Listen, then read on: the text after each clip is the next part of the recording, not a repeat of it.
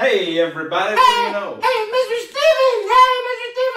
I was missing you Sunday. Thank you. I wasn't feeling quite well. Yeah, well, you know, I missed you too. But I'm sure I'm glad we have those good people like Seth Rogen and Tyler Bohannon's that can preach when you get down, Mr. Steven. Yep. I gave them a nice text message Sunday and told them thank you so much because, you know, it helps a lot when you're not feeling well to have good, capable guys like that can step in for you. Yeah, I really appreciated Seth that Sunday morning. He got me to the Cracker Barrel a little early, and that's what I really like. His sermon was a little short, which I liked it. Short and sweet, yes. Yeah, it was just right. I thought, Mr. Steven, it was just right, yeah. Well, he's very good. I actually was able to listen on the radio, and I think he did a very good job. Well, now let's not give him a big hand, Mr. Steven. Okay? Let's not give him a big hand. Hey, Steven, guess what I've been doing? What have you been doing? I've been taking some online classes at the Senior Center. Oh, online classes? Yeah, we've been learning how to build things. Oh, Mr. Gerald, what are you building? Well, I know this may come as a surprise to everyone, but I'm building a swing. Whoa, really, Mr. Gerald, a swing? What are you going to do after you build it? Well, you know, I'm gonna be just a swinging. Okay, that's enough, Mr. Steven. We can't encourage this anymore. Okay, yes, I'm sorry, Angelee. Sorry. So how's it going? Yeah, have you finished the swing yet, Mr. Gerald? Well, I'm having some problems with it, Mr. Steven. Oh. Yeah, I'm not good at measuring. And I'm not good at nailing. And I just can't figure out how to make it swing. Oh, really? Yeah, it's tough. Oh, Mr. Gerald, have you thought about maybe praying about it? That's a good idea. I think so. What do you think? Yeah, it's never a bad idea to pray. Well, do you think God cares about me building a swing, Steven? Well, that's a good question. I wouldn't say that he doesn't care. Yeah. Have you ever read back in Judges, Mr. Steven? Yeah. When old Samson was there? Samson, yeah. Yeah, and Samson, he had done something terrible. What did he do? Well, you remember? Yeah. He was there, and God had blessed him with strength and told him to never cut his hair. Yeah, his hair will start looking like mine. In the quarantine, I haven't got my beard trimmed either. Well, Mr. Gerald, it's a little longer than that, I think. It was probably like mine. But anyway, yeah, so Samson, he wasn't supposed to get his hair cut, and then he told old Delilah that if she cut his hair, he'd lose his strength. That's right. Is that the same one in that song? Hey there, Delilah. La la la la la la la la. I forget how the words go. I just remember the Hey there, Delilah.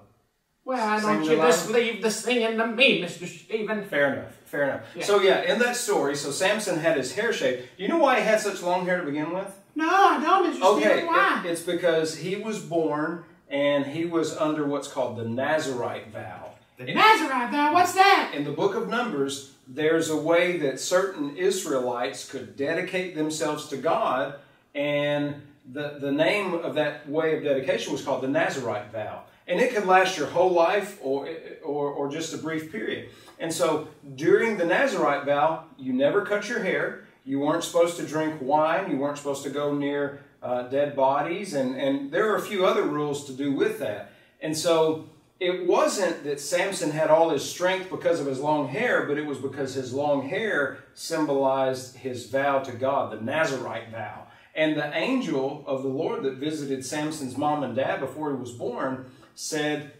not to ever cut his hair. So he was a Nazarite from the time of his birth. And so he had the Holy Spirit because of that Nazarite vow. And that's why he was so strong. But once he disclosed that the object of his secret, or of his power, was the long hair, which was a sign of the Nazarite vow, Delilah shaved it. Now, in the book of Numbers, when you put yourself under the Nazarite vow, once you completed the vow, you shaved your head to show that you had completed it. And so once Samson's hair was shaved, it was as if he completed that vow and he lost all his strength. But here's the good thing about that, Gerald. Oh, tell us the good thing. Tell us the good thing, Mr. The good thing is that even though he didn't have his hair and the Holy Spirit and the strength with him, he prayed to God one last time that God would give him strength one final time. And he stood between these two big pillars on this porch. And he pushed the pillars apart, and it caused the house to fall down on all his enemies. So, even though he completed the vow, or even though his hair was cut to show that he was done with the vow, God still was there for him when he asked that special favor of God. Yeah, so kind of like, he was making a mistake by telling old Delilah that he wanted to cut his hair and lose his strength. That's right. But God still loved him, Mr. Gerald. And so maybe, he'll help you out too if you just ask. That's right. You can always pray to the Lord. And you know what else? Sometimes the way the Lord works is he'll give you a friend or someone who knows how to do something better, and maybe they can give you some guidance.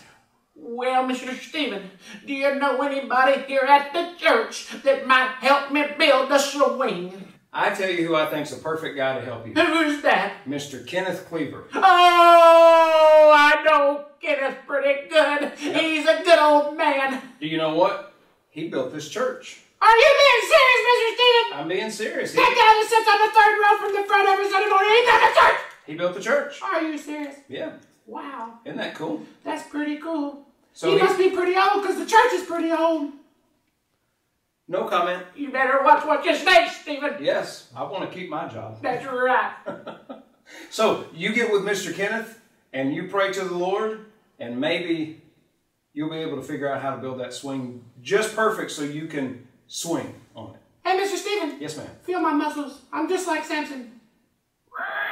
That's pretty good. Yeah, I got big muscles. And you have the hair too. You got the long hair. Just don't shave it. Do you think I would shave these pretty locks? I would hope not. I would hope not, too.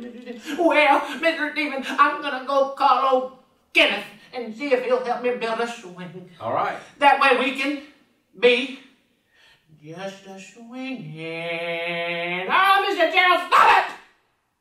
Okay, bye, Mr. Stephen. Okay, bye. See you guys. Bye, everybody. Bye.